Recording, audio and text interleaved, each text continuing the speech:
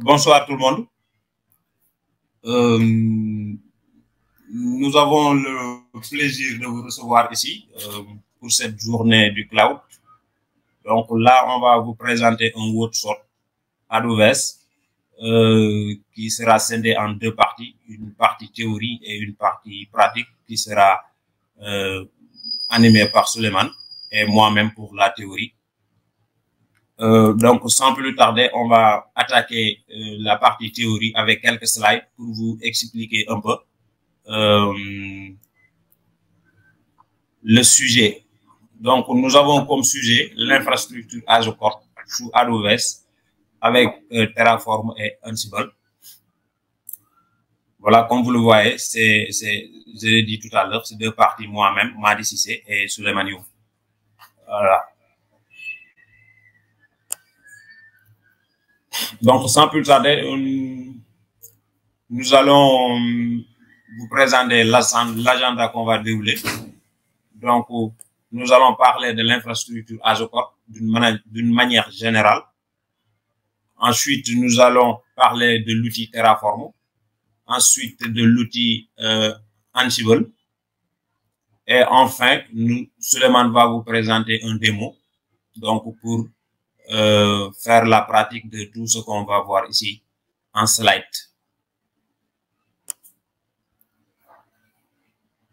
Donc, pour parler de l'infrastructure Azure, donc nous allons tout simplement amener le contexte, c'est-à-dire partir du contexte.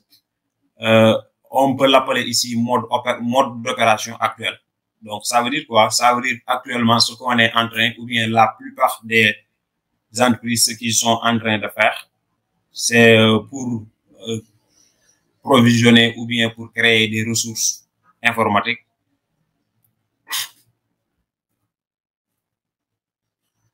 Là, vous avez un projet à créer, une infrastructure à mettre en place. À partir de là, vous aurez toutes les informations concernant cette infrastructure, que ce soit le cluster, les informations sur le cluster ou bien sur la région dans laquelle l'infrastructure sera déployée, ou bien le réseau, les informations sur le réseau, c'est-à-dire le nombre de sous-réseaux, les sous-réseaux privés, les sous-réseaux publics, et aussi le stockage que vous aurez besoin donc pour cette infrastructure, et entre autres. À partir de là, vous allez tout simplement créer un VPC, donc un réseau interne, c'est-à-dire votre propre réseau. C'est ce réseau dans lequel vous allez tout simplement déployer vos ressources, que ce soit des instances ou bien des bases de données. Après, vous aurez à créer des groupes de sécurité, c'est-à-dire des politiques de réseau pour restreindre les accès à vos ressources, pour jouer un peu sur la partie sécurité, pour ne pas en fait autoriser autant de ports que vous n'utilisez pas. Donc, en quelque sorte, c'est ça le rôle des groupes de sécurité. C'est toujours important. Après, vous allez créer des serveurs, c'est-à-dire des instances ou bien des VM que vous allez déployer dans vos réseaux VPC que vous avez créés au préalable. Vous pouvez avoir la nécessité de configurer des disques supplémentaires, c'est-à-dire un peu de stockage supplémentaire si vous avez beaucoup de données à accueillir ou bien beaucoup de données à contenir au niveau de votre infrastructure. Et là, après, vous pouvez installer et configurer des logiciels et des packages effectivement sur vos serveurs. Vous pouvez aussi créer des utilisateurs et des groupes d'utilisateurs pour la gestion de cette infrastructure. Et tout ceci, vous l'avez fait. Donc, c'est un besoin qui est là de mettre en place une infrastructure. Donc, vous allez dérouler toutes ces étapes, donc jusqu'à arriver au déploiement de l'infrastructure. Mais tout ceci, vous le faites on peut dire que vous le faites manuellement. Comment vous allez faire ça? Vous allez tout simplement se connecter au niveau de la console d'administration, donc accéder à votre compte cloud et avec des clics, vous allez pouvoir créer toutes ces ressources manuellement par clic. Donc, ça va vous prendre quand même un peu de temps. Et il peut y avoir aussi beaucoup d'erreurs, donc en faisant tout ça manuellement. Et maintenant, quelques temps plus tard, vous aurez aussi besoin peut-être de changer les configurations. Donc, il y a un besoin de changement sur l'infrastructure qu'on a mis en place. Qu'est-ce qu'on va faire? On va encore retourner sur la console d'administration cloud et essayer de modifier ces configurations. Donc, c'est ça un peu le contexte où on est. Donc, qui est aujourd'hui utilisé par plusieurs entreprises, bien vrai qu'il y a pas mal de gens qui commencent à utiliser l'infrastructure Azure Code, mais jusque-là, c'est une technique, une méthodologie qui existe. Voilà. Et maintenant que nous allons aborder un peu le mode futur, c'est-à-dire la tendance qui commence à prendre de l'ampleur, l'infrastructure Azure Code, une manière d'approvisionner des ressources qui est différente, qui est un peu différente de la manière qu'on a pu y montrer tout à l'heure. Donc ici, on a un besoin de mettre en place une infrastructure. Qu'est-ce qu'on va faire? On va coder cette infrastructure. On va créer des modèles de code. Et là où on va mettre toutes les instructions pour créer cette infrastructure sous forme de code. Et à partir de là, on va déployer notre code d'infrastructure. C'est ça qu'on va déployer. Si on veut créer ces ressources, on a au préalable créé les codes. Donc, on a pu coder l'infrastructure. Ce sont ces morceaux de code qu'on va prendre et les déployer pour, en quelque sorte, créer l'infrastructure. Et là, nous pouvons déployer en plusieurs environnements. Nous pouvons avoir ici un environnement de développement. Nous pouvons aussi avoir un environnement de pré-prod. C'est toujours avec le même modèle de code. C'est toujours avec la même infrastructure. Rien ne va changer. Nous pouvons aussi avoir un environnement de test. Donc, ce qui va nous permettre de prendre tout notre temps à tester, jusqu'à être sûr que donc tout marche bien. Donc, à partir de là, on constate que c'est la même infrastructure qu'on va dupliquer pour créer des environnements de développement, de pré-prod, de tests. Et tout cela va nous prendre moins de temps que par rapport à la méthode qu'on a vue tout à l'heure. Donc ici, dès qu'on a l'infrastructure sous forme de code, il ne nous reste qu'à déployer et de dupliquer, de dupliquer tout simplement l'infrastructure qu'on a pour avoir plusieurs infrastructures, soit dans la même région, soit sur des régions différentes. Après avoir testé et que on est sûr que ça marche, maintenant on va prendre encore cette même infrastructure pour déployer en production. Et là, on peut avoir aussi des problèmes on peut avoir des pannes, donc au niveau d'une zone de disponibilité ou au niveau d'une région qui arrive très rarement. Mais si cela arrive, ce qu'on va faire, on va tout simplement prendre le template qu'on avait et le redéployer sur une autre zone de disponibilité ou bien dans une autre région. Donc, c'est ce qui nous permet tout simplement de faire ce qu'on appelle le disaster recovery, la reprise après sinistre. Donc, ça va nous faire gagner du temps parce que là, on aura forcément un downtime, mais un downtime très court par rapport à la méthode manuelle qu'on a abordée tout à l'heure.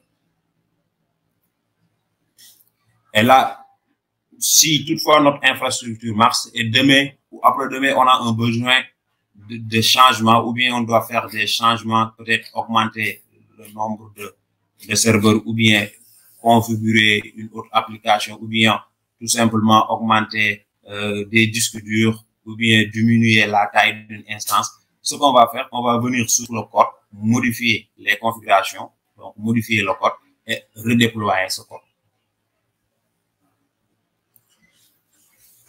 Donc, c'est un peu ça le contexte. On a vu une méthode donc, qui est un peu actuelle, qui est utilisée jusqu'à présent, mais aussi on a vu une méthode, le fait d'utiliser l'infrastructure Azure Code, donc pour faire un peu la différence des deux méthodes. Et là, on va parler de l'infrastructure Azure Code d'une manière générale, donc pour partir de sa définition. Donc, il s'agit de quoi? Il s'agit d'un processus de provisionnement, de gestion des ressources informatiques à l'aide de code ou de fichiers de définition lisibles par machine. Donc, comme vous le voyez sur l'image, ici, on a des templates, des modèles de code. Donc, on va tout simplement déployer pour créer une infrastructure qui est là, composée de plusieurs serveurs, donc qui sont interconnectés, qui sont configurés avec des disques, peut-être des disques supplémentaires. Et bien sûr, il y a tout ce dont on a vu tout à l'heure, donc les groupes de sécurité. Il peut y avoir toutes les ressources nécessaires pour que votre infrastructure fonctionne correctement. Donc, c'est ce morceau de code qu'on va déployer pour créer toutes ces ressources. L'objectif est de permettre aux développeurs ou aux équipes d'exploitation de gérer, de surveiller, de provisionner automatiquement les ressources. Donc, voilà. Ici, on peut parler de l'aspect l'automatisation, parce que dès qu'on a le code, donc tout est automatisé. On va tout simplement, en quelques clics, attendre que nos ressources soient créées. Donc, l'infrastructure Azure Code évite la configuration manuelle et renforce la cohérence, effectivement. Ici, le déploiement d'infrastructures Azure Code sont reproductibles. C'est ce que j'ai expliqué tout à l'heure lorsqu'on disait qu'on peut avoir plusieurs environnements, un environnement de dev, un environnement de pré-prod, de test et de production. Donc, et tout ça, on l'a en se basant sur un template, sur un template de code qui va nous permettre, qui va nous fournir tous ces environnements. Donc, c'est pourquoi on dit que voilà, c'est un déploiement qui est reproductible. Il évite les problèmes d'exécution causés par la dérive de la configuration et les dépendances manquantes. Donc, si on utilise l'infrastructure Azure Code, on peut pas, donc on ne va pas avoir tous ces problèmes-là. Donc, c'est un peu automatisé. Donc, c'est ce qui va nous permettre quand même de résoudre les dépendances derrière, voilà, de ne pas avoir des dérives de configuration, tout cela.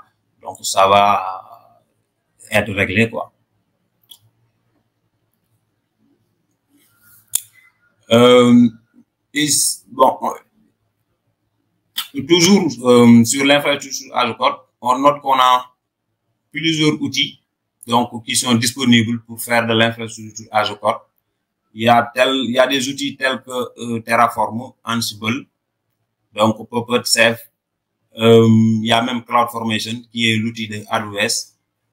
Donc tout ça, c'est des outils qui nous permettent quand même de faire de l'infrastructure Azure Code.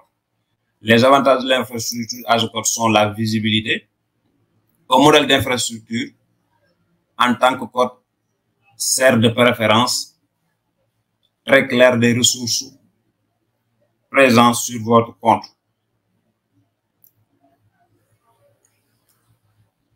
Donc, c'est un peu ça la visibilité.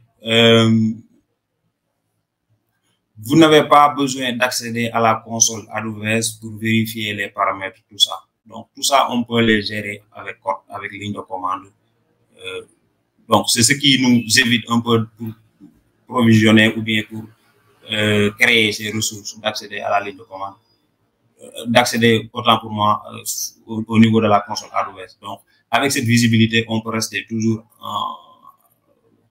en ligne de commande, exécuter nos templates et créer, et avec quelques commandes, de visualiser un peu ce qu'on a créé. Il y a aussi l'aspect, l'instabilité, le fait que c'est stable. Donc, si vous modifiez accidentellement le mauvais paramètre, ou supprimer la mauvaise ressource dans la console web, vous pouvez cacher des choses. Donc, tout ça avec l'infrastructure as code, ça aide à résoudre ce problème. En particulier lorsqu'elle est associée à un contrôle de version tel que Git.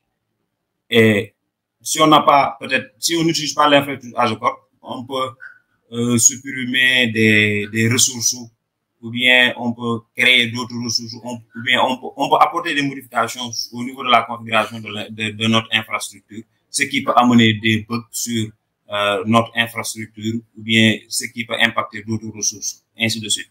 Maintenant, si on utilise l'infrastructure as code, tout ça, on peut l'éviter. Maintenant, si on sent une nécessité de changement, donc si on a un besoin de changer notre infrastructure, on va tout simplement retoucher au code et versionner ce code, c'est-à-dire l'ancien code, on va le laisser à part, on va tout simplement versionner, avoir peut-être une nouvelle version de ce code et essayer de déployer cette version.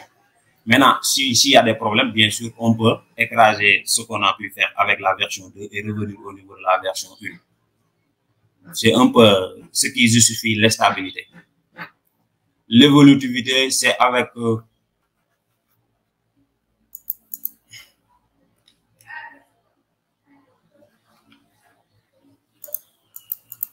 donc l'évolutivité avec l'infrastructure as code. Donc, vous pouvez écrire une fois, puis réutiliser plusieurs fois.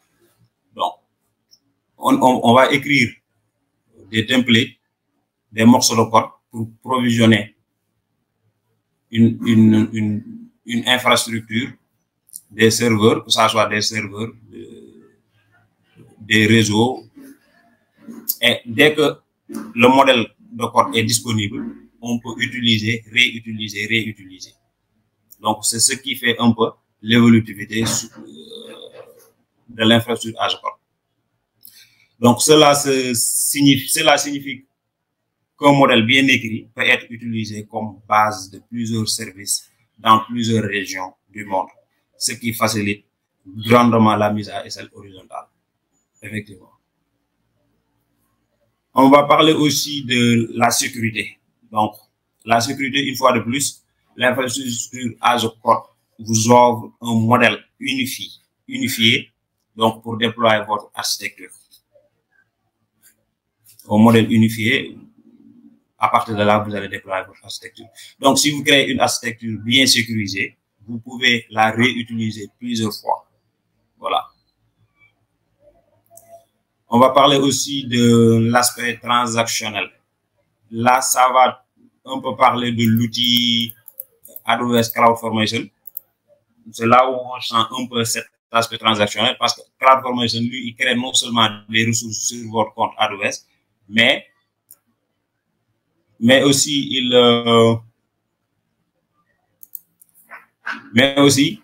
attend également qu'elle soit stable pendant le démarrage. Elle vérifie que le provisionnement a réussi. Donc, en cas d'échec, il peut ramener l'infrastructure à un bon état antérieur. Donc, c'est un peu ça l'aspect transactionnel. Donc, s'il déploie une infrastructure, il va attendre jusqu'à le déploiement soit terminé pour s'assurer que tout est OK.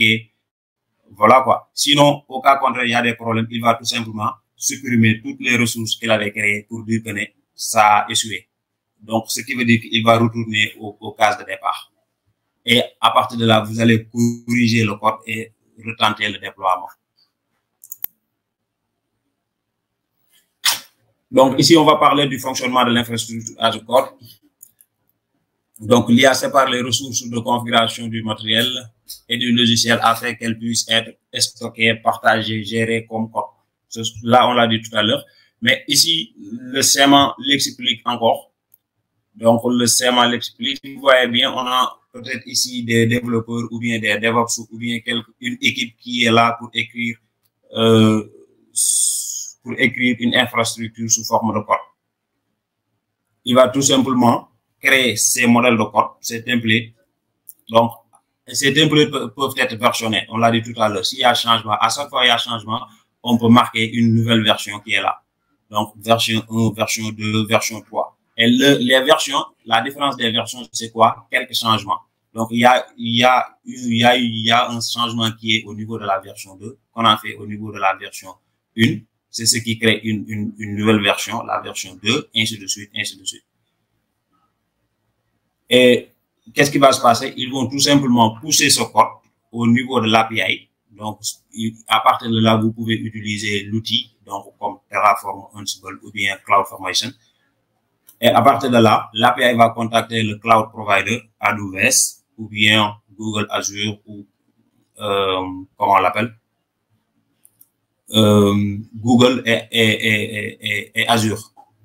Mais aussi, vous pouvez tout simplement utiliser ces templates de code avec l'outil de l'infrastructure as code que vous utilisez pour créer vos ressources et créer des ressources en on-premise. Ça veut dire que ça peut marcher en cloud et en on-premise.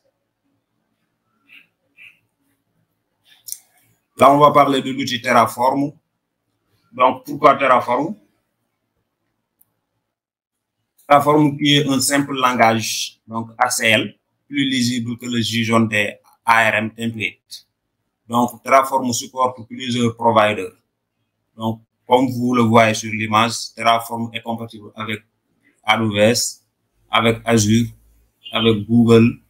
Il y a aussi d'autres providers qui sont derrière, que ce soit des VMware ou bien les OpenStack. Donc, c'est un cloud open source. Donc, Terraform peut être compatible avec tous ces providers cloud. Donc, Terraform sépare la planification de l'exécution. Terraform supporte la parallélisation des opérations. Comme vous le voyez ici, on peut avoir plusieurs modèles de code qu'on va déployer ensemble et Terraform va gérer ensemble et faire le nécessaire pour chaque modèle. Donc, Terraform est un outil open source, donc maintenu par une grande communauté. C'est ce qui fait pratiquement sa force. Simple, exécutable, multiples plateformes. Donc, il peut marcher. Vous pouvez l'installer sur Windows, Linux ou macOS. Ce qui va nous amener sur l'installation de Terraform. Si c'est le cas de Linux, c'est avec quelques lignes de commande. Donc, comme vous le voyez, la première ligne de commande, c'est tout simplement essayer de télécharger les releases, donc Terraform. Une fois les releases sont téléchargés, vous pouvez, vous allez les décompresser en utilisant un zip et décompresser les releases. Et ensuite, vous allez faire quoi? Vous allez les tout simplement déplacer vers le user local bin. Voilà. À partir de là, Terraform est installé sur votre ordinateur. Et vous allez aussi taper la commande Terraform version pour savoir quelle version de Terraform vous utilisez. Donc ça, c'est juste un exemple d'installation pour Linux. Et si vous partez sur la documentation, vous pouvez voir comment l'installer sur les autres systèmes d'exploitation comme Windows, Linux, comme Windows, macOS et ainsi de suite. Là, on va parler de Ansible.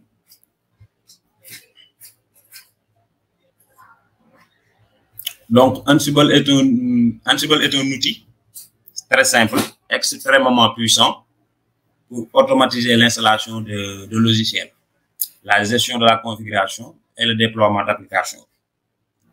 Donc, je l'ai cité tout à l'heure, il fait partie de l'outil aussi de l'infrastructure as code, mais il est beaucoup plus puissant côté configuration.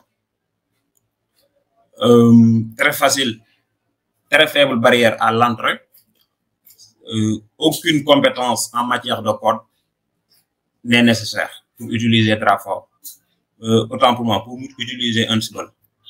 Donc, Ansible utilise donc SSH ou les API comme moyen de transfert, comme moyen de transport. Donc, lui, il marche avec le protocole SSH. Donc, c'est ce qui encore justifie la sécurité qu'il y a. Donc, nous tous, nous savons que SSH est un protocole quand même sécurisé.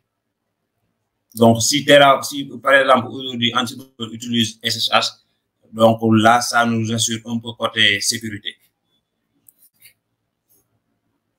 Donc, nous notons quoi? Nous notons qu'il n'y a pas seulement pour les équipements réseau ou bien serveur ou VMware. Donc, il y a pratiquement tout. Hein? Donc, on ne peut pas dire aujourd'hui Terraform, donc Ansible est utilisé pour uniquement les serveurs ou bien est utilisé pour uniquement les équipements réseau. Mais on peut dire que c'est un outil qui matche avec pas mal de ressources. Donc, Terraform est écrit en Python. Il est facile d'extension. C'est un outil écrit à la base de Python. Il utilise le format YAML, donc ce qui le rend extrêmement facile à utiliser et lisible par l'homme. Et là, nous allons voir l'architecture de Ansible.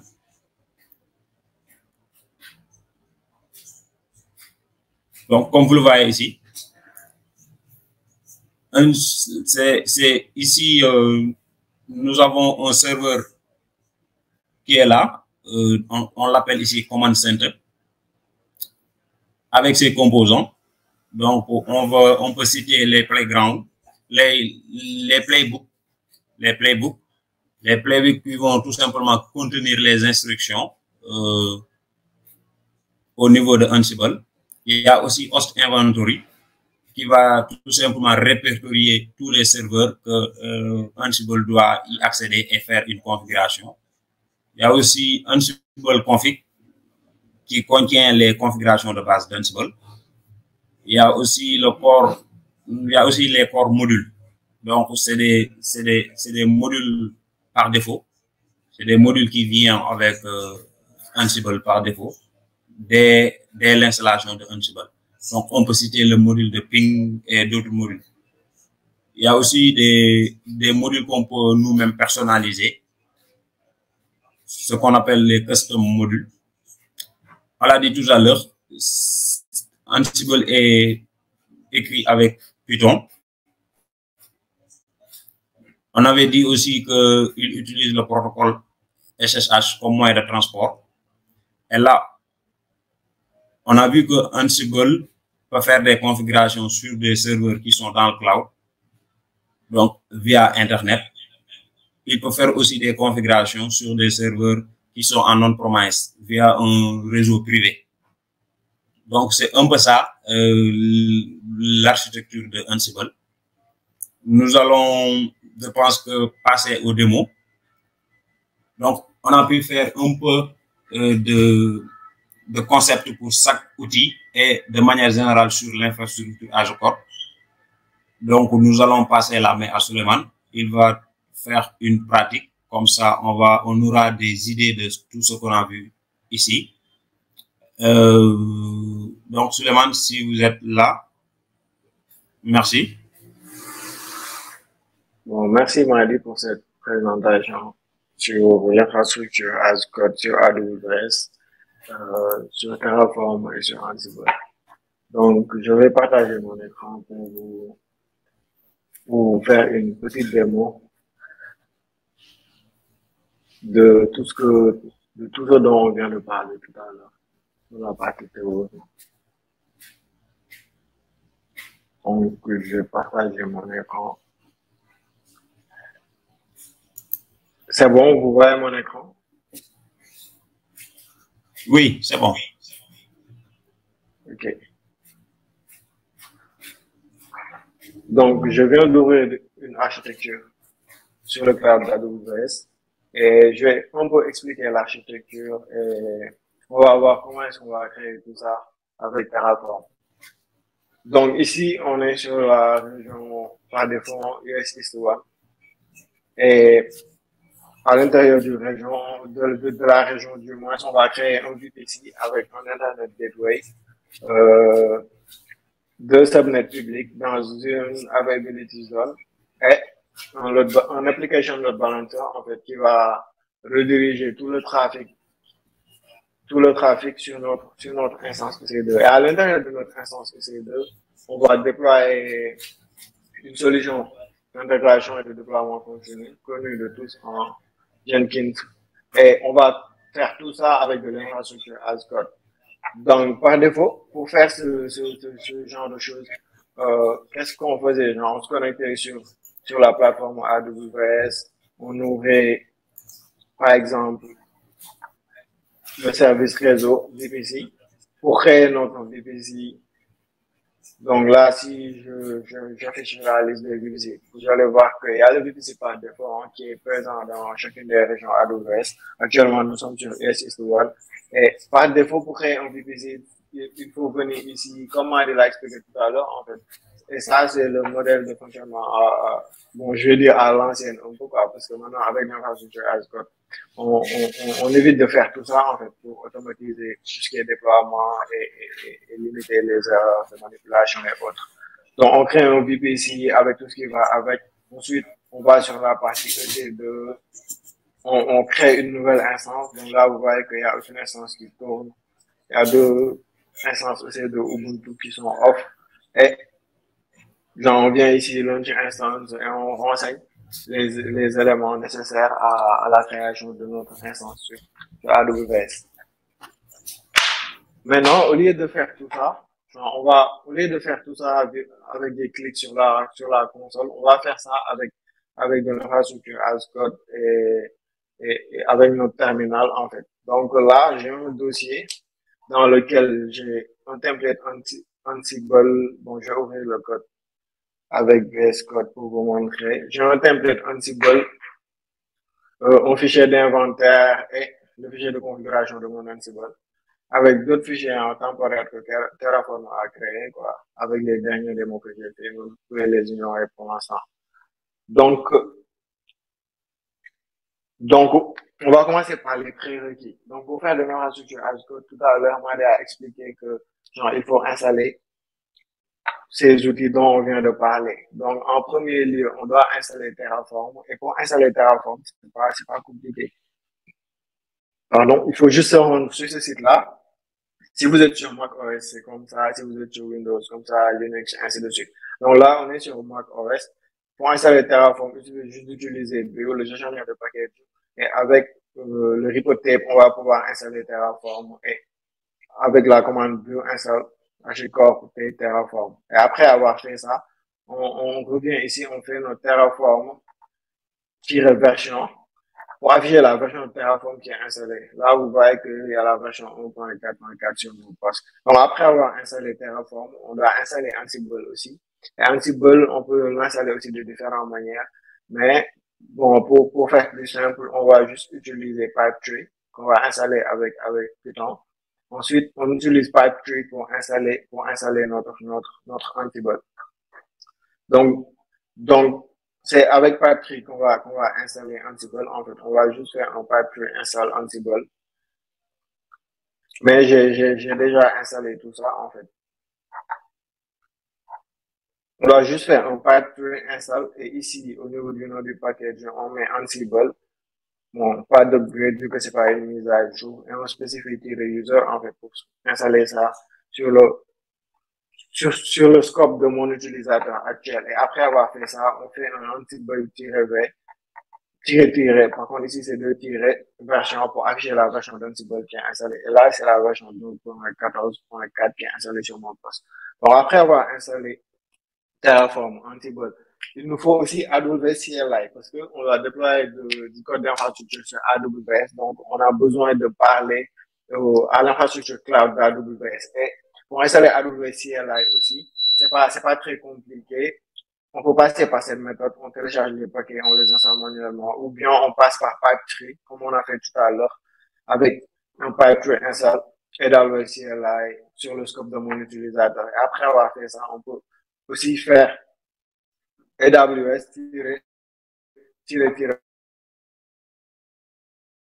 pour AWS CLI qui est installé sur mon poste. Maintenant, après avoir fait ça, on a besoin d'un secret key et d'un outil ID, en fait, pour parler à l'infrastructure AWS. Et pour faire ça, sur la plateforme AWS, au niveau du service qui est chargé d'identité, à ce niveau, il n'est pas recommandé d'utiliser l'utilisateur en fait pour faire des tâches d'administration et autres. Donc,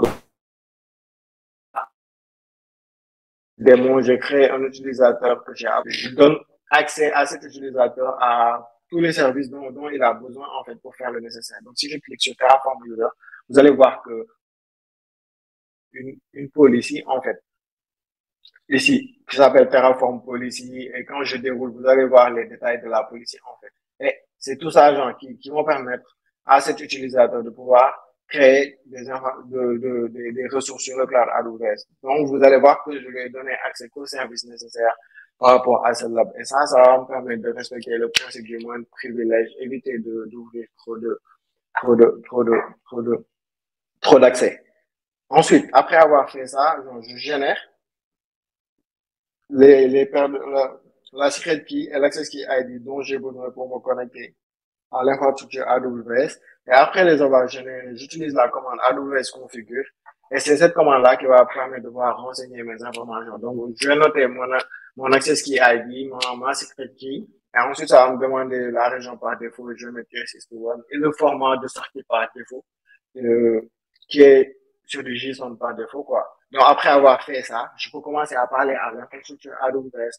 Là, je peux lancer une commande du genre AWS EC2 describe instance et je vais filtrer par les instances qui sont en train de tourner, value running. Et là, vous allez voir que sur l'output, il y a rien.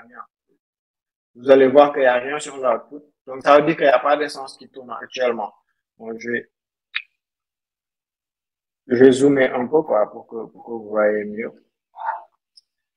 Donc, ensuite, je peux exécuter la même commande, mais là, par contre, je vais enlever le filtre et afficher toutes les instances, même si elles sont arrêtées. Et vous allez voir que il y a deux instances qui sont là. Et même tout à l'heure sur la compte qui sont arrêtées.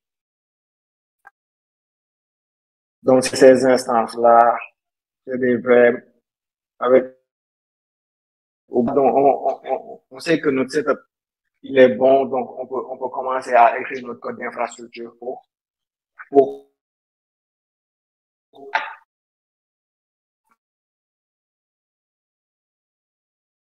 AWS du moins.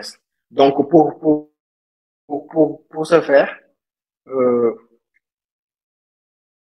on retourne sur notre fichier de code. Hein.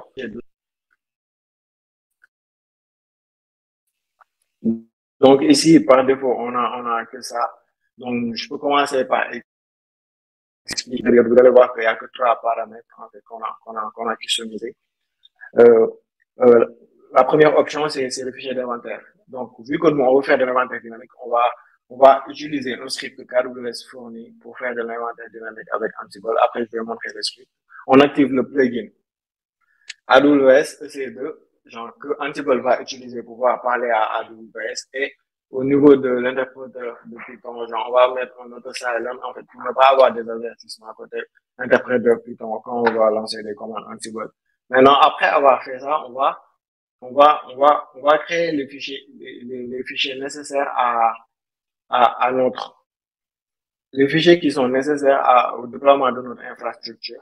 Et là, je vais commencer par le fichier le plus important pour commencer, qui est le backend.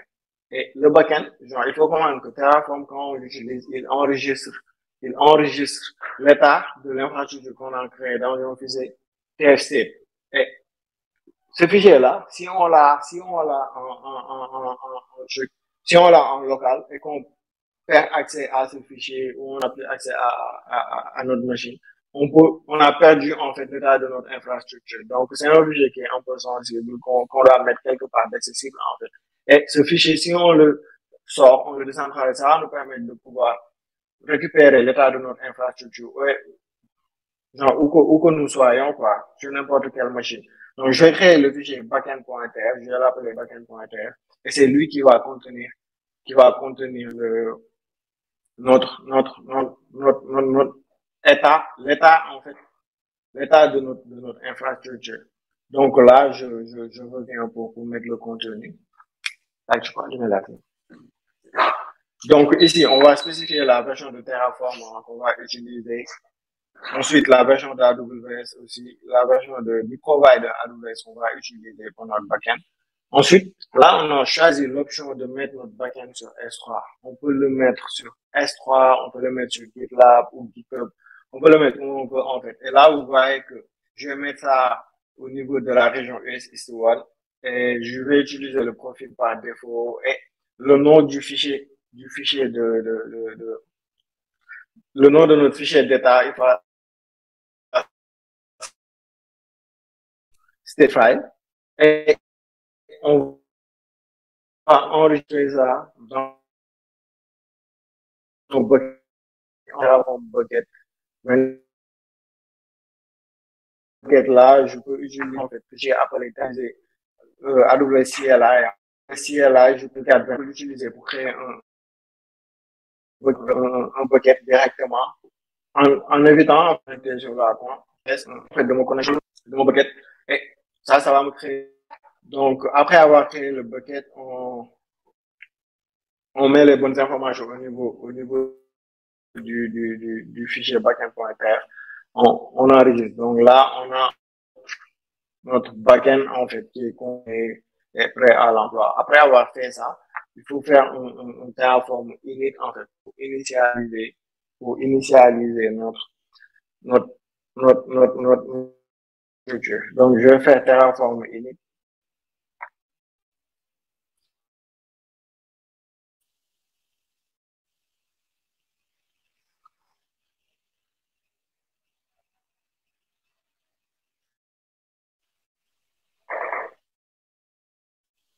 Donc, il va initialiser notre backend. En fait, il va se connecter sur Espa pour mettre, pour rendre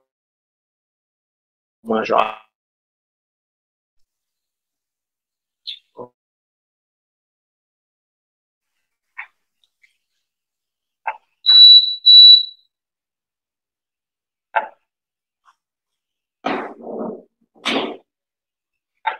OK. Donc là, on vient d'initialiser notre truc,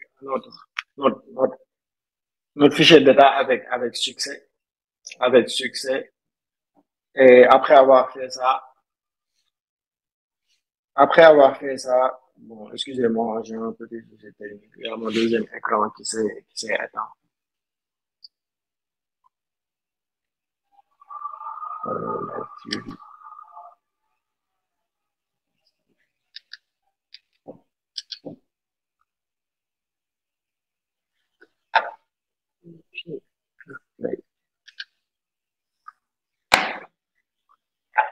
OK, bon, désolé hein, de l'interruption. Il y a mon deuxième écran qui s'est éteint. Je ne peux pas. Allô, Marie?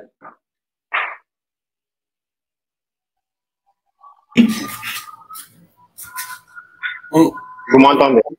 Oui, on t'entend, on voit ton écran. OK, c'est bon. Donc, je continue. OK. OK, donc après avoir créé le bucket pour enregistrer notre backend sur un remote repository, en fait, on va configurer notre provider, en fait, pour dire quel provider on utilise. Donc là, on veut parler à du cloud AWS. Donc, on va créer un fichier provider.tr. Et à l'intérieur, on va dire que, genre, c'est le cloud d'AWS qu'on veut utiliser. Donc là, je crée le fichier pour le provider. Et à l'intérieur, je vais mettre les informations qui vont faire savoir à Terraform que c'est sur AWS qu'il faut se connecter pour faire le travail nécessaire. Donc là, à l'intérieur de mon provider, vous avez vu que j'utilise le provider AWS et mon profil, je l'ai pas directement directement renseigné dans le fichier. En fait, j'ai stocké ça dans une variable. Donc, je vais récupérer mes variables et vous montrer. Donc là, je viens de récupérer mes variables. Je retourne sur le provider. Donc là, on va voir que profile va récupérer var.profile qui a été déclaré au niveau des variables. Et la valeur par défaut, c'est default en fait. Donc c'est ça qu'il va récupérer.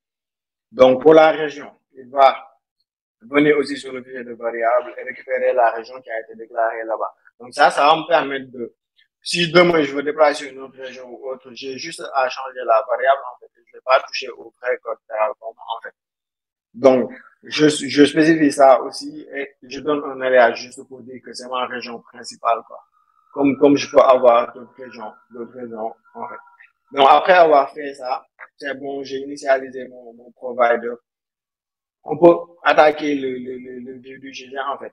Pour déployer notre infrastructure AWS, là, on veut déployer une instance EC2 avec Jenkins à l'intérieur déjà installé et tout. Mais pour que ça puisse exister, il faut qu'il y ait le réseau d'abord déjà configuré. Donc, il nous faut un VPC, en fait. On doit créer un VPC. Et vous savez tous que pour créer une VPC, par défaut, c'est sur la console, on peut aller là-bas faire du clic pour faire le nécessaire. Mais on a aussi la possibilité de créer ça avec Terraform directement. Donc, je vais créer un nouveau fichier que je vais appeler network.tf. Et à l'intérieur de ce fichier, je vais déclarer toutes les ressources réseau dont j'aurai besoin, en fait, pour déployer mon instance EC2 par la suite. Donc là, le network.tf, je vais mettre le contenu et je vais expliquer. Donc, après avoir fait notre VPC aussi, on aura besoin des security groups, en fait, qui vont gérer tout ce qui est accès à notre instance EC2, à notre load balancer et autres. Donc, on va avoir besoin aussi d'un fichier security-group.tf, en fait, pour bien organiser tout cela. Donc, je vais mettre le contenu. Ensuite, je vais revenir sur le fichier network.tf pour bien vous expliquer. Donc, là, je viens de mettre tout ça. J'enregistre. Ensuite, je reviens sur le fichier network.tf pour vous expliquer. Donc, ici, on a besoin d'un VPC. On va créer une nouvelle ressource.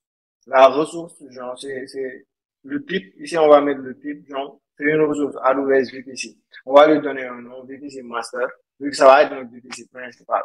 Et côté provider, on va lui dire d'utiliser AWS.region master, en fait, qu'on a défini sur nos variables.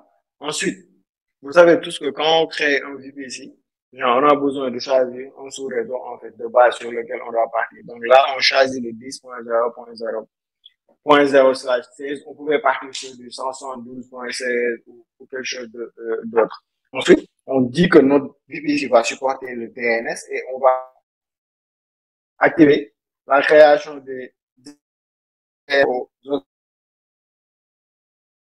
instances EC2 qu'on va créer. Ensuite, on va taguer la ressource pour pouvoir bien l'identifier quand on va retourner sur la console. Ou on peut l'utiliser aussi à d'autres besoins pour l'automatisation. Donc, on va mettre un tag master VPC. Après avoir fait ça, on sait que notre instance Jenkins peut avoir besoin de sortir vers Internet.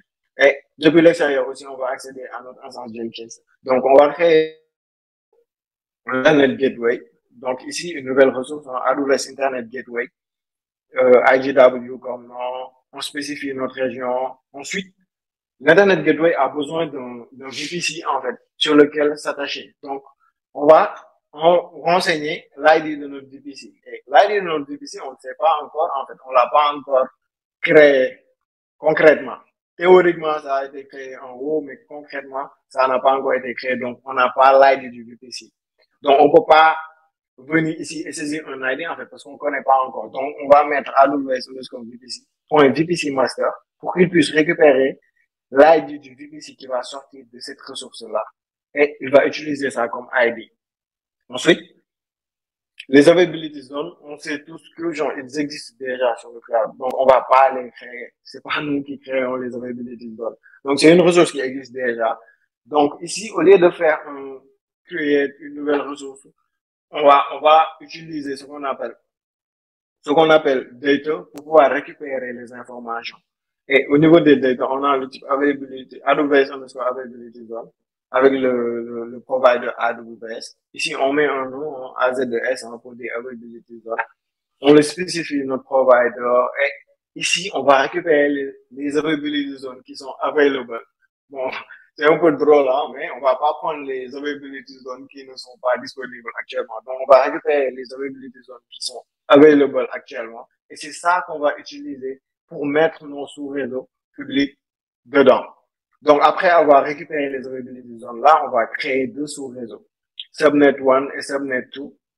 Le premier subnet, lui, il a besoin du provider. Ensuite, il aura besoin de savoir sur quelle availability zone il va se placer. Donc ici, on va faire un élément, en parenthèse, on va récupérer la liste des availability zones et on va prendre la première availability zone, en fait, qui se trouve sur cette liste. Donc, on va créer le subnet à l'intérieur du premier availability zone. Et pour créer un subnet aussi, il faut l'attacher à un VPC. Donc, on fait la même chose pour récupérer l'ID du VPC automatiquement. Ensuite, on spécifie le CIDR bloc, en fait, pour dire que notre sous-réseau, ça sera sur la plage 10.0.1.0/24. Donc, après avoir fait ça, on fait la même chose pour le deuxième subnet. On récupère, par contre, ici, on récupère la deuxième availability zone disponible, en fait, sur le tableau, ou sur la liste. Ensuite, ici, on spécifie le CIDR bloc aussi de notre deuxième sous-réseau. Et c'est bon pour tout ce qui est sous-réseau. Après avoir fait ça aussi, il nous faut, vous savez tous que quand on crée un VPC, on crée un Internet Gateway, on crée nos subnets, pour avoir accès à Internet, pour sortir, il faut une route, en fait, qui mène vers Internet. Et pour ce faire, il y a une table de routage par défaut, mais à l'intérieur, il n'y a pas cette route, en fait, qui mène vers Internet. Donc, nous, on va créer une nouvelle table de routage et à l'intérieur, on va dire que pour aller sur 0.0.0/0, pour aller vers Internet, il faut passer par l'Internet Gateway. Et ici, on spécifie l'ID de l'Internet Gateway qui sera récupéré automatiquement après sa création. Donc, après avoir fait ça, on va mettre un tag aussi pour taguer notre route table. On va l'appeler Master Vision Route Table. Et ici, on va utiliser quelque chose de nouveau depuis le début, un life cycle, en fait. Ce life cycle, ça va nous permettre d'ignorer les changements. Par exemple, si on effectue des changements sur d'autres parties du code, il va pas mettre à jour ça, en fait, parce que ça, on peut dire que c'est des pièces qui ne sont pas amenées à changer sur cette partie-là, en fait. Quand on va modifier notre serveur et autres, les changements vont se répercuter là-bas, mais on n'a pas besoin de recréer notre VPC à chaque modification. Mais par contre, quand on va faire des delays d'infrastructure, là, il va pas appliquer ça, en fait, il va supprimer parce qu'on a concrètement demandé de supprimer l'infrastructure. Donc, après avoir fait ça, donc, on va venir au niveau de notre VPC pour dire que c'est la nouvelle table de routage qu'on a créée là qui va être utilisée comme table de routage par défaut. Et ça va nous permettre de pouvoir passer par l'Internet Gateway sans souci, en fait, parce que la bonne route sera libre. Donc, après avoir fait tout ça, je retourne sur mon terminal. Ok, donc je retourne sur mon terminal. Bon, j'affiche la liste de tout ce qui a été créé. Tout à l'heure, j'avais fait un Terraform init, donc du coup, ici, je vais faire un Terraform plan. Donc là, il va me montrer, tout ce qu'il va créer, en fait, après le Terraform apply. Donc, je vais retrouver toutes les ressources que j'ai déclarées de l'autre côté. Donc là, on va dire que si je fais un Terraform apply, c'est tout ça qui va être créé, en fait. Tous les plus que vous voyez, c'est des ressources qui vont être créées. Et à la fin, il me dit que il planifie d'ajouter 8 éléments, il y a 0 à changer et 0 à détruire. Donc là, je peux faire un Terraform apply pour appliquer les changements. Et quand on fait un Terraform apply aussi, par mesure de sécurité, il va vérifier et nous demander la confirmation, en fait, si on veut vraiment appliquer les changements. Donc là, je vais dire yes pour accepter. Et il va commencer à créer les ressources qui ont été déclarées. Donc, on va attendre quelques minutes et voir la création de notre réseau sur le cloud AWS. Ensuite, on peut se retrouver sur la console pour retrouver les ressources, en fait, qui ont été créées via Terraform. Donc là, il vient de finir, hein, vous voyez comme c'est rapide, genre, ça a pris quelque chose comme, ça a pris moins de 20 secondes, moins de 20 secondes, et il a fini de créer les ressources. Donc ici, je retourne sur AWS, hein, et je vais entrer dans le service VP, dans le service VPC. Donc là, vous voyez qu'il n'y a plus un seul VPC, en fait, il y en a deux actuellement. Et si je clique, on retrouve le master VPC que j'ai créé via Terraform avec le CIDR qui va bien et tout. Maintenant, quand on rentre dans le VPC, on va retrouver les autres éléments. Et là, il y a une petite map, en fait, qui nous montre tout ce qu'on vient de créer. Donc là, on a un VPC qui s'appelle Master VPC, on a deux subnets qui ont rattaché à une route table. Et là, vous voyez, il y a deux route tables. Ça, c'est la route table par défaut et ça, c'est la route table qui a été créée, qui mène vers l'Internet Gateway. Donc, c'est ça qui va me permettre de pouvoir sortir vers Internet et tout. Donc là, il vient de créer tout ce qui est ressources sur le réseau. Donc, on peut dire que notre infrastructure est prête pour accueillir notre serveur. Donc, je retourne sur le code, sur VS Code. Et là, je vais créer un nouveau fichier, en fait, que je vais appeler instance.tf.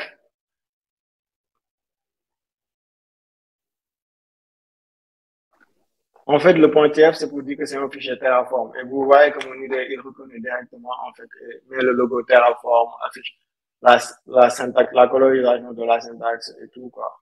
Donc là, j'ai créé mon fichier instance.tf. Et vous savez que, genre, on veut créer une instance, mais on veut aussi créer un load balancer. Donc, j'ai créé un ALB.tf aussi, Elastic Load Balancer.tf. Ensuite, je vais revenir, en fait, pour vous parler un peu du fichier ALB.tf. Donc, à l'intérieur, on met les informations pour notre load balancer. Et pour finir aussi, quand on va finir d'exécuter notre code Terraform là, on veut aussi que, que ça nous affiche en output quelques informations dont on aura besoin pour le nécessaire. Donc, il nous faut un output.tf. Et à l'intérieur, on va mettre les informations qu'on veut voir s'afficher à la fin de l'exécution de notre commande Terraform. Donc ici, je reviens sur instance.tf pour commenter un peu. Donc sur instance.tf, pour commencer, on va utiliser aussi des temps pour récupérer des informations. Et ici, on va utiliser la ressource AWS SSM Parameter qui va se baser sur le service SSM Parameter Store en fait. Et ça, vous allez voir tout à l'heure son utilité. Parce que pour créer des instances EC2 sur le cloud AWS, on a la possibilité d'encoder en dur les ID des AMI qu'on va utiliser pour nos ressources. Mais ça, l'inconvénient, c'est que quand on le fait et que demain, il y a une mise à jour ou une nouvelle version de cette AMI-là, l'ID peut changer, en fait. Et vous savez que les AMI, c'est par région. Donc, c'est pas facile, en fait, de maintenir cette base-là pour dire que oui, sur la région US East 1, c'est ça l'ID de l'AMI, Amazon Linux 2, 2022. C'est ça l'ID de l'AMI, Amazon Linux 2023, ainsi de suite, ainsi de suite. Donc, quand on encode ça, on dure sur notre code.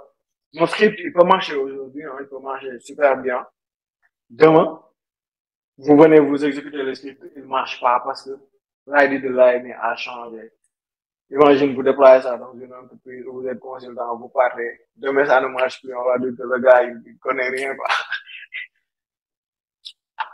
Donc, pour éviter ce genre de désagréments et autres, genre, on peut utiliser Parameter Store, en fait, qui expose une API qui nous permet de récupérer les ID des AMI. Et ici, qu'est-ce qu'on a besoin de fournir comme information? Le nom, en fait, de l'AMI, en fait. Et après avoir fourni ça, genre, à chaque fois qu'il y a une mise à jour, c'est AWS qui se charge, en fait, de matcher la bonne version de l'AMI avec ce nom-là. Donc, pour Amazon Linux tout, c'est ça le nom, ça ne change jamais. L'ID change et eux, ils vont faire en sorte que l'ID va toujours suivre. Donc, ici, on va utiliser le data block, en fait, pour récupérer l'ID de l'AMI Amazon Linux tout sur la région US East 1. Donc, on le récupère automatiquement. Si demain ça change, on récupère la nouvelle valeur. Ça va pas créer de problème. Ensuite, vous savez tous que quand on déploie des instances EC2 sur le cloud, on a besoin de paire de clés SSH, parce que c'est par ça qu'on va se connecter à distance dessus. Genre, on va pas se quantifier par user password. C'est sur le cloud, non, ça, c'est pas assez sécurisé, en fait, pour le cloud. Donc, on va utiliser des paires de clés SSH. Et là, j'ai généré une clé hein, sur ma machine en local avec la commande SSH keygen, que vous connaissez tous, hein. SSH-keygen. Et là, je vais générer une clé avec l'algorithme d'encryption ED 25519 et je vais mettre un commentaire journée du cloud, en fait. Après avoir généré la clé, il se trouve sur mon répertoire de base dans le dossier .ssh. Et je spécifie l'emplacement de la clé publique, en fait, sur cette section-là. Donc, je crée une nouvelle ressource que je vais appeler Arules Key Pair. Donc, il faut savoir qu'après l'exécution du code, il va créer une nouvelle clé, en fait, sur le cloud AWS, une clé publique qu'il va utiliser à l'intérieur de mon instance EC2 pour me permettre de me connecter dessus. Donc, je lui donne un nom, je l'appelle journée du cloud, je spécifie la région et je l'appelle master key. Ça va être master key. Genre, là, c'est le nom de la clé, mais ça, c'est le nom de la ressource, en fait. Ensuite, après avoir généré notre clé et l'importer sur le cloud AWS, ici, on va créer notre instance. Donc ici, on va utiliser AWS underscore instance pour créer une instance Jenkins master. Et là, on spécifie le provider. Après, on spécifie l'AMI. Donc l'AMI, vous voyez qu'on va juste mettre un data.aws.ssm parameter store .linux ami.value. Donc, il va récupérer automatiquement la valeur qui va sortir de ça. Donc, notre ID, il n'est pas encore en dur et ça améliore notre automatisation. Donc, après avoir fait ça, on va mettre le type d'instance. Et là, le type d'instance, je ne l'encode pas en dur aussi. Je déclare une variable, en fait, que j'ai appelée instance type. Et ça, c'est ça qui va récupérer le type d'instance automatiquement. Donc, si je retourne dans variable, vous allez voir que il y a une variable qui s'appelle instance type de type string et je lui donne la valeur T2 micro. C'est les instances T2 micro, en fait, qui sont gratuites avec le free tier sur les premiers 12 mois. Donc, on spécifie notre type d'instance. Ensuite, on spécifie la clé qu'on va utiliser. Donc, on a créé une clé en haut. Donc, on va récupérer le nom de la clé et mettre ça ici au niveau du key name. Ensuite, on va activer, genre, l'association de notre instance à une IP publique pour pouvoir y accéder depuis l'extérieur. Ensuite, on va spécifier le security group, en fait, de notre instance. Et le security group, c'est comme des firewalls virtuels, en fait, qui protègent vos instances aussi que vous déployez sur le cloud AWS. Vous spécifiez le subnet aussi, parce que l'instance aussi, il doit exister dans un sous-réseau. Ensuite, vous mettez un tag. Alors, ici, je tag l'instance, je vais le nommer Jenkins underscore master underscore tf. Et une ligne qui est très, très, très importante, c'est le depends on. Parce que notre instance EC2, il ne peut pas exister sans le réseau. Donc, il va attendre que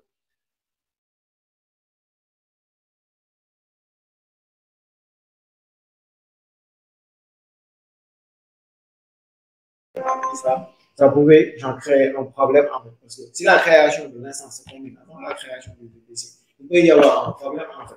Parce qu'il ne va pas savoir où mettre l'instance. Donc, après avoir fait ça, je viens ici et je vais utiliser ce qu'on appelle un provisionneur en fait. Les provisionneurs, c'est ce que Terraform va utiliser pour pouvoir lancer des commandes. Genre, il y a des provisionneurs locaux et des provisionneurs finaux. Donc là, on va utiliser le provisionneur local exec qui va nous permettre de pouvoir exécuter des commandes sur notre machine directement. Et là, on va mettre commande 2 points. Bon, on met un chevron OOF, mais ceux qui connaissent un peu Linux, ils savent l'utilité de ça ici, en fait, parce qu'on est sur plusieurs lignes, donc on va faire ça. Et là, on a 2 commandes. La première commande, c'est un AWS-profile. Il va récupérer le profil par défaut. Et il va faire un EC2 wait instant status OK. Tirer région, il va récupérer la variable région pour savoir sur quelle région et l'ID de l'instance. Et ici, il faut savoir que Disons, si vous avez l'habitude de créer des instances accédées sur le cloud AWS, vous savez que après la création de ces instances-là, il faut attendre quelques secondes en fait pour que les statuts de l'instance soient OK, quoi. Donc ici, on fait ça pour attendre que l'instance soit bien créée, bien démarrée et que les statuts soient ouverts pour pouvoir appeler Ansible. Et c'est là que Ansible rentre en jeu avec la commande Ansible Playbook qui sera exécutée depuis mon poste. Et on va lui donner des variables au même moment. Donc, on lui dit present in host égale tag name, self.tag name. Donc, ça, c'est pour récupérer automatiquement le nom de la ressource qui a été créée et il va appliquer la commande Ansible Playbook sur cette ressource-là. Ensuite, on spécifie l'emplacement du playbook qu'on va exécuter. Donc, pour comprendre cette partie-là, il faut que je vous amène ici au niveau du inventory, parce que ici on fait du dynamic inventory en fait. Et pour faire du dynamic inventory sur le cloud AWS, il faut utiliser un script. Vous pouvez utiliser un script en fait que AWS fournit. Je ne sais plus entre les deux, c'est qui le fournit, AWS ou Ansible, qui va vous permettre en fait de pouvoir faire de l'inventaire dynamique. Donc ici on va faire de l'inventaire dynamique avec le plugin AWS EC2. Et pour utiliser le plugin AWS EC2 aussi, il faut installer BotoTree. Il faut installer BotoTree en fait, parce que c'est ce que le plugin va utiliser. Et le plugin, on l'avait activé aussi sur notre fichier ansible.crj. Oui, il est là. Donc, on a activé le plugin. Et c'est ce plugin-là qui va être utilisé. Et le plugin, il va se baser sur les tags en fait pour renseigner les ressources qui vont être créées dans le fichier d'inventaire. Et vu que c'est un inventaire dynamique, c'est via l'IP address, le DNS name et le tag name qui va savoir c'est cette instance-là qui a été créée. Et sur cette instance, il faut exécuter la commande. Donc, je retourne sur instance.tf. Donc, Ansible, avec l'inventaire dynamique de AWS, il peut aller se connecter là-bas, scanner les EC2 et savoir qu'il y a une instance qui s'appelle Jenkins Master TF qui répond à l'IP public tel et il va pouvoir l'attaquer avec SSH. Et vu qu'on a configuré aussi notre paire de clés et autres, il ne va pas avoir du mal en fait parce qu'il va utiliser la même key pair pour pouvoir parler à l'infrastructure qui se trouve sur le cloud. Donc après avoir créé l'instance, on va déployer aussi un application load balancer en fait. Et l'application load balancer, c'est lui qui va récupérer tout ce qui est trafic. Donc je remonte tous les mois. L'architecture simple là, qui ne respecte aucune. vu que bon, c'est le déploiement juste d'une instance aussi blanc. Il n'y a pas besoin de haute disponibilité et tout, sinon on allait avoir de scaling group avec plusieurs instances. Donc là, on a un application load balancer qui va être en frontal en fait. Donc c'est lui qui va récupérer tout ce qui est requête et faire un forward vers notre instance EC2. Donc ici, si on retourne sur ALB.tf, on crée l'application load balancer avec la ressource AWS load balancer. C'est l'application load balancer qui sera sur la région par défaut. On va lui donner le nom de Jenkins LB. Il va avoir un security group qu'on a déjà créé. Et les applications load balancer, ils vont pointer sur les subnets en fait. Donc, on spécifie les deux subnets qui rentrent en jeu ici, le subnet 1 et le subnet 2.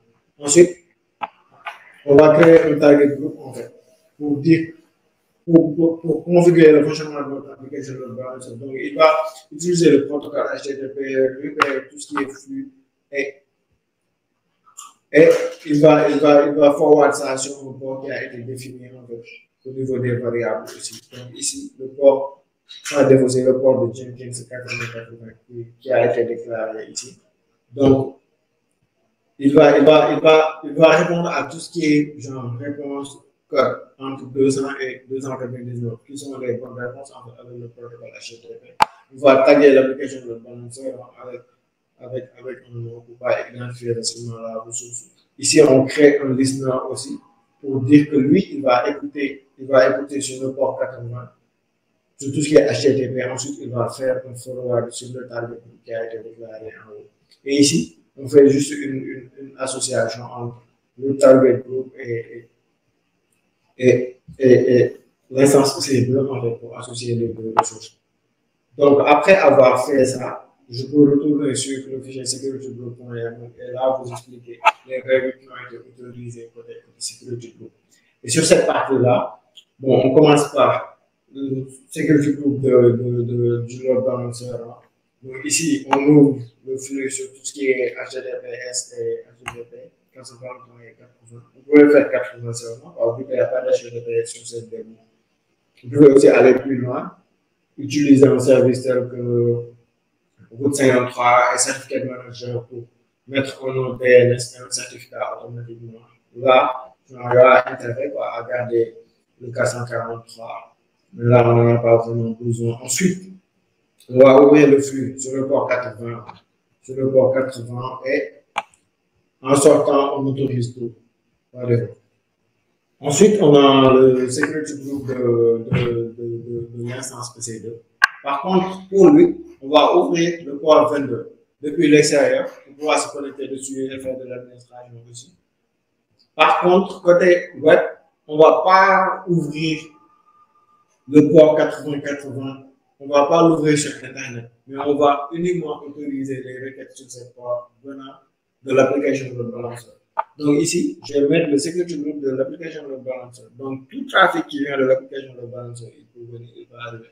Mais si le trafic vient directement d'Internet, il ne va pas rentrer. Donc après avoir fait ce genre de déploiement, vous ne pouvez pas attaquer directement votre site via son port par défaut, mais vous êtes obligé de passer par l'application de balancer. Ça aussi, c'est une mesure de sécurité. Et pour le trafic sortant, on autorise tout. Et pour le protocole, c'est du TCP partout. On n'a pas de UDP sur cette partie. Donc après avoir fait ça, normalement, on devrait avoir notre application de balancer, notre instance EC2 qui existe avec le security group et tout ce qui va avec. Maintenant, si vous avez remarqué tout à l'heure, ici, on exécute un playbook Ansible en fait. Et à l'intérieur de ce playbook, on va mettre la configuration qu'on va faire sur notre instance EC2. Donc là, on a affaire à un playbook Ansible. On ne connaît pas encore l'autre sur lequel on va exécuter le playbook. Donc ici, on va mettre une variable en fait, pour dire le passé in host, en fait, il va le récupérer. Quand il va exécuter ici Ansible playbook, le passé in host là, c'est le nom de log qui va être récupéré directement avec l'inventaire dynamique. Donc c'est ça qui va renseigner ici. Pour qu'on puisse savoir sur quel port on exécute le playbook Ansible. Maintenant, on a besoin d'un become yes aussi parce que là, on veut installer Jenkins en fait dans notre serveur et on a besoin de code pour installer des paquets et autres. Donc là, il nous faut un become yes. Par défaut, on utilise déjà le user. Ensuite, le become user, il est root en fait. Parce que là, c'est l'user de root qu'on va utiliser quand on va faire du become en fait pour avoir le droit nécessaire. Donc, ici, au niveau des tasks, on en a plusieurs. On va commencer par télécharger le repo, installer le repo, du moins sur notre serveur. Ensuite, on importe la clé qui va nous permettre d'installer Jenkins. Et on fait un yum update en fait, pour mettre à jour les paquets sur le serveur. Ensuite, on installe OpenJDK 11. Et après avoir fait ça, on peut installer notre Jenkins tranquillement. Et après avoir installé Jenkins, on démarre le service. Et si on démarre le service, c'est bon. On a fini de créer et de configurer notre serveur Jenkins. Et pour la plupart des gens qui ont l'habitude d'installer Jenkins, ils savent que quand ils sont sur le terminal à l'intérieur du serveur, c'est les mêmes commandes, en fait, c'est les mêmes commandes qui reviennent. Sauf que ici, c'est dans un playbook et c'est Ansible qui va se charger d'exécuter toutes ces commandes. En fait, ça va pas être fait manuellement. Donc, après avoir fait tout ça, on vient ici, dans le fichier output.tf, et là, on vous dit qu'on veut récupérer l'IP public du serveur Jenkins. On va récupérer et on va mettre ça la valeur, il va aller récupérer ça automatiquement en fait, après la création de l'instance. Il va mettre un point public IP pour récupérer l'IP public et il va nous afficher ça à l'écran. Et après avoir créé le load balancer aussi, pour nous éviter de nous connecter sur la plateforme AWS pour aller récupérer le nom DNS qui est associé au load balancer, il va nous l'afficher directement pour qu'on puisse l'utiliser pour tester. Donc, après avoir fait ça, c'est bon, tout est prêt. Maintenant, on peut revenir sur notre CLI, exécuter un Terraform plan pour planifier les changements là qui ont été effectués sur l'infrastructure. Suivi d'un apply pour appliquer ces changements. Donc là, il planifie d'ajouter 6 nouvelles ressources en fait sur l'infrastructure. Parce qu'actuellement, il y a l'existant. Tout à l'heure, on a déployé le réseau qui va accueillir l'instance EC2. Maintenant, on va déployer d'autres ressources en fait. Et là, vous retrouvez toutes les informations relatives aux ressources qui vont être déployées. On a la paire de clés, l'application de balancer, les security group, target group, tout ça. Et à la fin, il doit afficher l'IP public du serveur Jenkins et le nom DNS de notre application de balancer. Et tout ça, genre, il ne peut pas aller là parce qu'il ne sait pas. Tant qu'on n'a pas encore fait d'apply, il ne va pas pouvoir le sortir. Donc, je fais un Terraform apply. Par contre, genre, si vous êtes sûr de ce que vous faites, vous pouvez ajouter le tag, tirer auto-approve pour approuver automatiquement. Mais ce n'est pas très, très déconseillé au début, en fait, parce qu'il faut tout le temps attendre de voir ce qu'il va faire et de confirmer avec un yes manuel. C'est de l'infrastructure en code, mais il faut bien revoir les choses avant de les appliquer. Donc là, je vais faire un auto-approve. Je suis confiant. Et j'espère qu'il va avoir fait n'importe quoi. Donc, on attend un peu la création de l'instance du load balancer, target group, security group, et de nous afficher ces informations sur l'écran pour qu'on puisse se connecter. Et il ne faut pas utiliser l'intervention d'Ansible aussi qui va permettre de configurer l'instance EC2 pour installer Jenkins à l'intérieur et nous permettre de nous connecter dessus automatiquement. Là, je mets encore. Donc, Suleiman, si ça prend du temps, est-ce que tu ne peux pas jeter un coup d'œil au niveau des questions? Essayer de répondre vite fait en attendant que le processus termine. OK.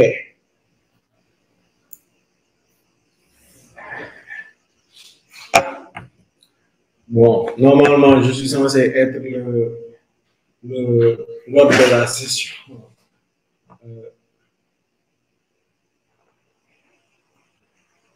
Ça commence par là. Hein? OK. Bon. Je vais laisser ça aussi. Donc là, on a une première question de sudo SU qui nous demande comment gérez-vous la mise à l'échelle de l'infrastructure AWS à l'aide de Terraform et Ansible. Quels sont les aspects importants à prendre en compte pour garantir la scalabilité de l'infrastructure? Donc, pour gérer la mise en échelle de notre infrastructure AWS avec ces outils d'infrastructure as code, on a la possibilité d'utiliser tout ce que le cloud offre en fait en matière de mise à l'échelle de l'infrastructure en fait. Donc là, vous avez vu qu'on a déployé une seule instance avec un load balancer à l'intérieur de VPC et d'un subnet dans une avec l'utilisateur. Mais si on utilise, avec une utilisation un peu plus avancée, on peut utiliser des technologies telles que l'autoscaling pour pouvoir garantir une mise à l'échelle en fait, de notre infrastructure. Par exemple, là, j'ai déployé une seule instance Jenkins, mais demain, si c'est un gros serveur Jenkins avec des centaines de développeurs qui font de l'intégration et du déploiement continu à l'intérieur, on a la possibilité de déployer des workers en fait. Et avec l'autoscaling, par défaut, on peut dire qu'on va commencer par un serveur Jenkins master et 2 workers. Si demain, il y a une très forte utilisation, on peut ajouter à la volée d'autres workers en fait, pour pouvoir absorber la demande. Et ça va nous permettre de mettre à l'échelle carrément notre infrastructure. Et c'est avec l'association de Terraform Ansible et de ce que AWS propose qu'on peut arriver à cette fin.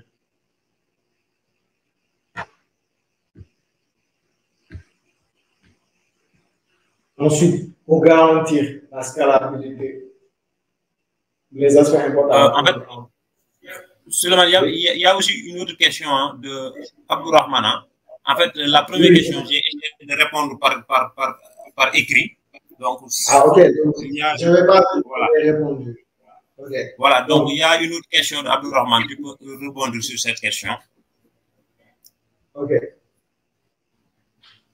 Donc, sur cette partie, c'est ça, il faut monitorer et faire tout le nécessaire pour voir si l'infrastructure est sous-utilisée ou sur-utilisée pour pouvoir ajuster en fonction du besoin. C'est des choses que le cloud permet de faire très facilement.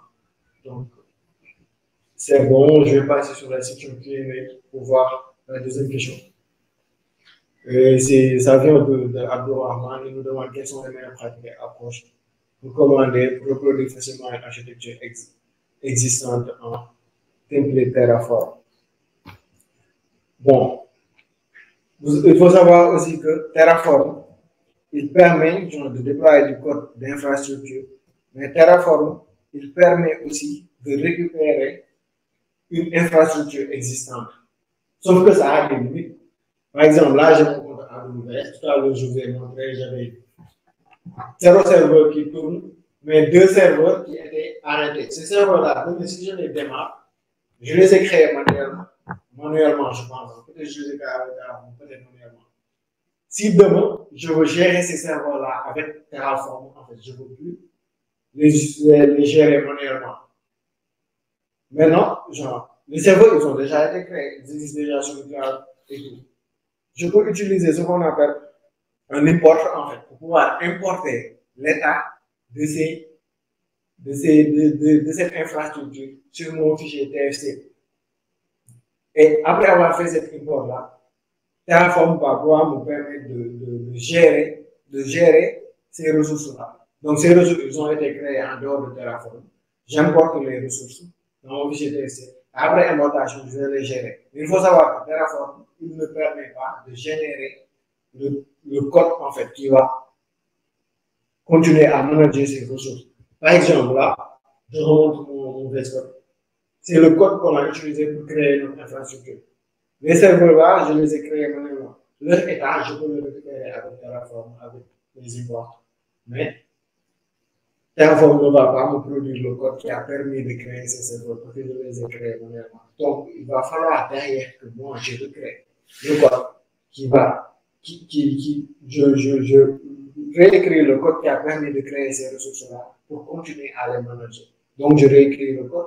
C'est lui qui a été déployé avec des paires de clés, et à la fin, je vais utiliser ce code-là, l'améliorer pour pouvoir continuer à manager ces ressources. Donc, pour tout ce qui est import d'infrastructures existantes, ça se passe un peu comme ça. Et je pense que c'est ce qui est recommandé aussi.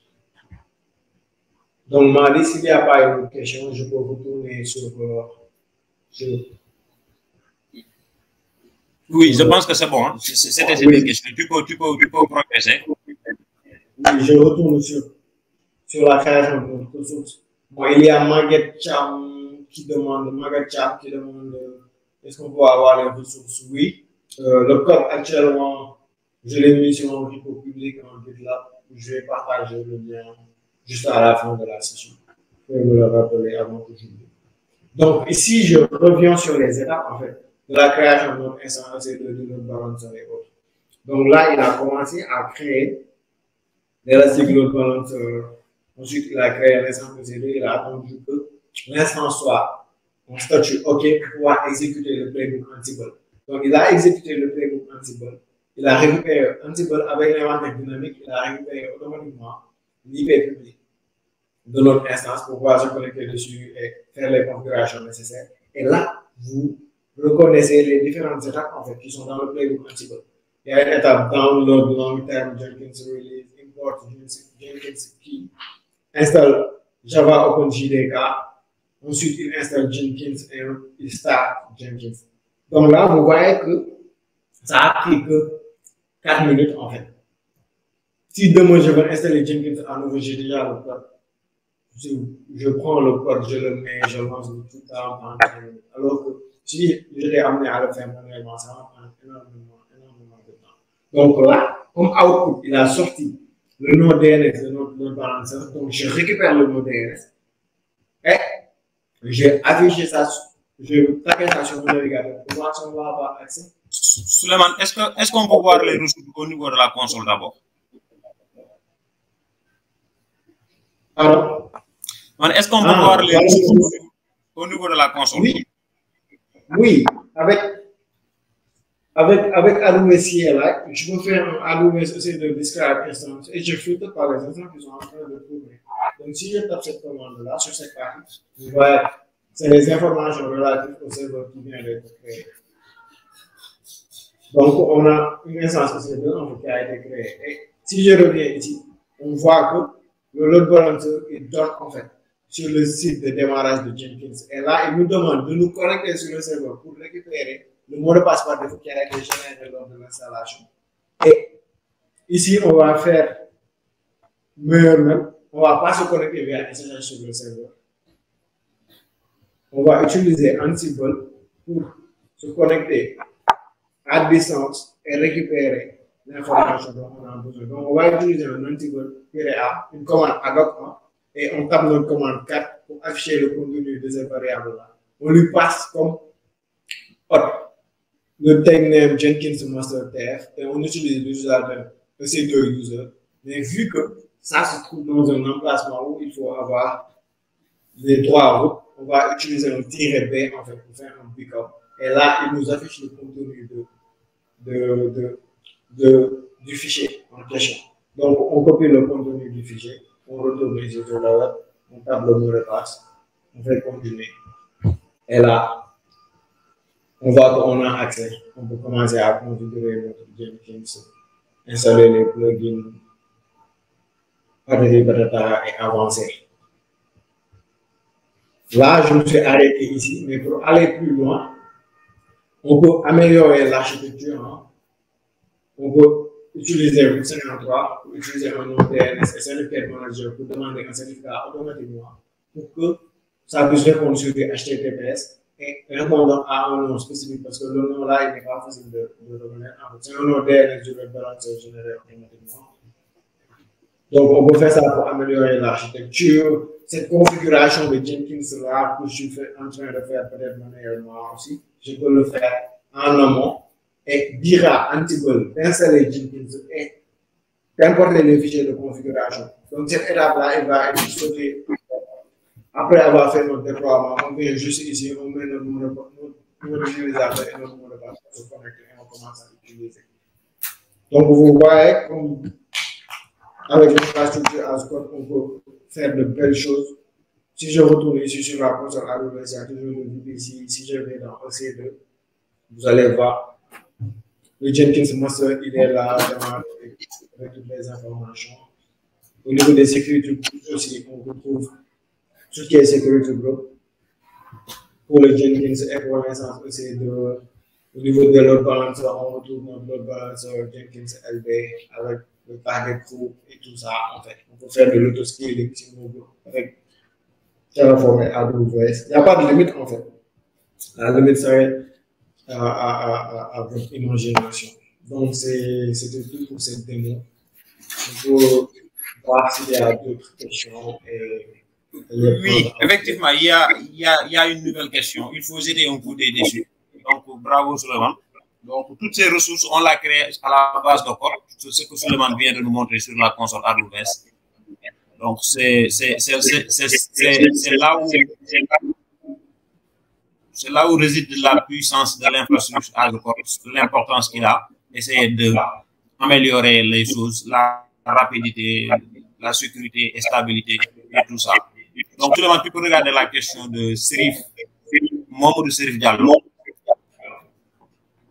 Oui. Donc, je retourne sur la section Q&A. Et Sherif, il demande de revenir sur les prérequis d'un passage vers l'infrastructure as code pour une entité qui fonctionne sur un cloud qu'on manage directement. Donc, il parle d'une infrastructure qui a été déployée à la main et comment récupérer cette infrastructure avec Terraform, Bon, il faut savoir que, genre, il faut d'abord connaître Terraform, hein, parce qu'après, quand on va utiliser Terraform import, en fait, comme je l'ai dit tout à l'heure. Après, je peux envoyer les liens aussi pour donner plus de pistes en fait, par rapport à l'utilisation de Terraform import.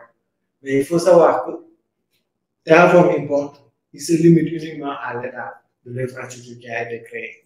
Donc, si on a une infrastructure qui existe déjà, il peut être sur n'importe quel cloud, hein, AWS, Azure, GCP, Scaleway. Demain, on va commencer à gérer cette infrastructure avec Terraform. On va utiliser Terraform import en fait, pour récupérer l'état de cette infrastructure et gérer cette infra maintenant à travers Terraform. Mais après avoir importé l'état, il va falloir qu'on crée le code HCL, en fait, le code qui nous permet en fait de faire du Terraform. En fait. Il va falloir qu'on écrive le code et après avoir écrit le code associé à cette infrastructure-là, c'est là qu'on peut commencer à avancer. Par exemple, si on avait uniquement un serveur qui se trouve dans un VPC, si demain on va acheter un load balancer, il faut importer l'état du serveur existant d'abord avec le VPC. Ensuite, on écrit le code associé à la création de cette ressource. Et après avoir fait ça, on va améliorer notre code, ajouter un application load balancer, mettre un certificat avec certificat manager, et ainsi de suite. Ou faire la même chose sur un autre cloud avec les services qui sont associés chez ce cloud provider. Donc, c'est un peu ça pour la partie import d'infrastructure avec Terraform. Import d'infrastructure existante.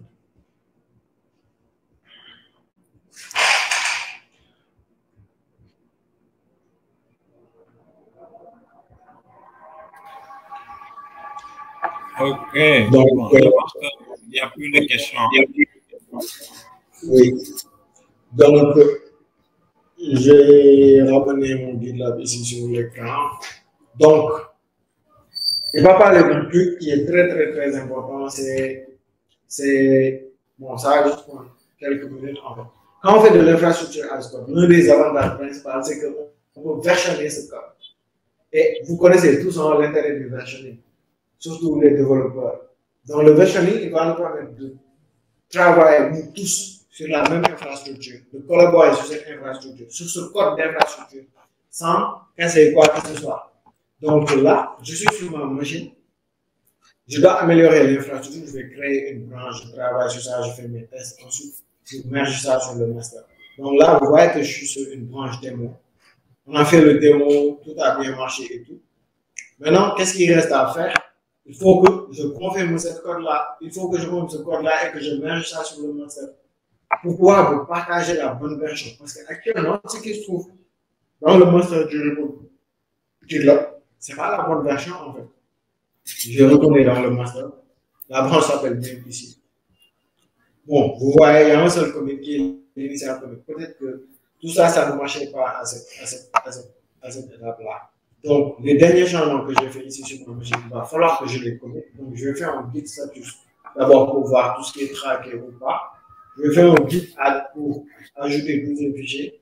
Ensuite, je fais un commit en fait pour valider mes changements et enregistrer ça dans la git. Donc, ici, je vais mettre last commit after demo.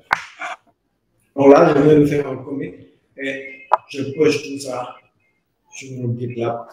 Ensuite, je vais créer un mail request pour mettre ça dans la branche main ou la branche master comme vous voulez et vous partagez le vidéo. Donc là, je push sur l'origine, la branche démo que je viens de créer sur mon poste. Il me dit qu'il ne peut pas, parce qu'il n'a pas la paire de clés dont il a besoin en fait pour se connecter sur mon GitLab depuis mon terminal. Donc ici, je vais faire un SSH-4 en fait, parce que pour mon GitLab, j'utilise cette paire de clés. Donc après avoir ajouté la paire de clés, je peux faire un GitLab-T pour vérifier.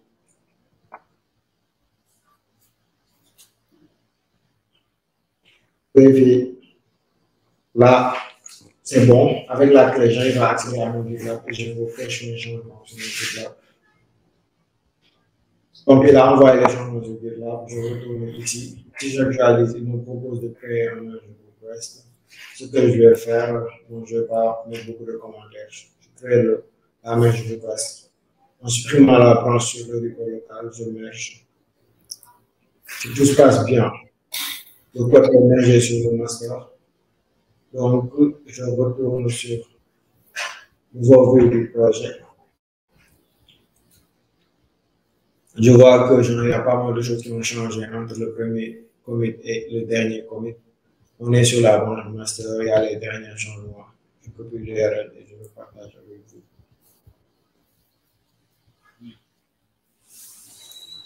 Donc, c'était tout pour aujourd'hui. On se donne rendez-vous la prochaine fois pour un déploiement beaucoup plus avancé avec Terraform et Ansible. Merci beaucoup, Suleiman. Merci à tous. Donc, c'était tout. N'hésitez pas à nous donner des feedbacks. Il n'y a pas seulement si tu as le lien. Le lien du formulaire feedback. On peut le mettre dans le chat.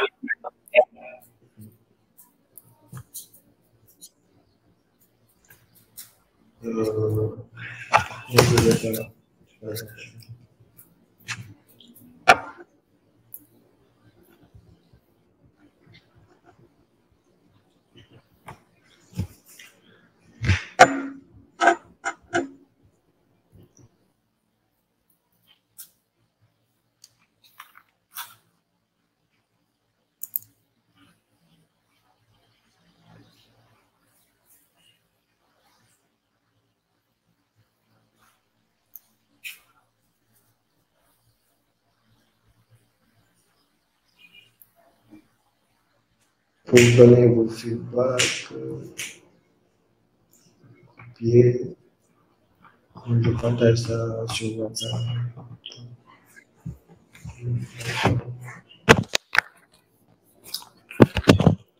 Je vais faire mon WhatsApp.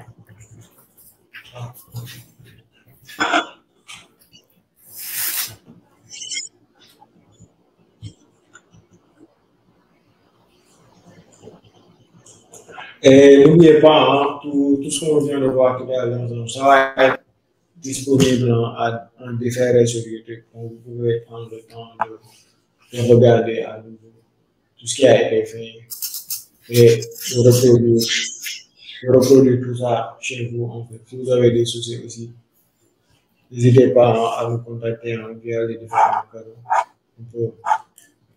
On reste disponible. On reste disponible. Vous pouvez nous contacter sur Slack et tout ça. Ok, je pense que tu peux clôturer. Hein? C'était bon pour aujourd'hui. Oui, on leur donne juste quelques secondes le temps de récupérer le lien. Okay. Et j'affiche le QR code du Slack. Vous pouvez me retrouver tous là-bas si vous avez des questions sur Terraform, Ansible, AWS et toute l'équipe de cloudfacile.com aussi. Ok, donc on se dit au revoir et à la prochaine.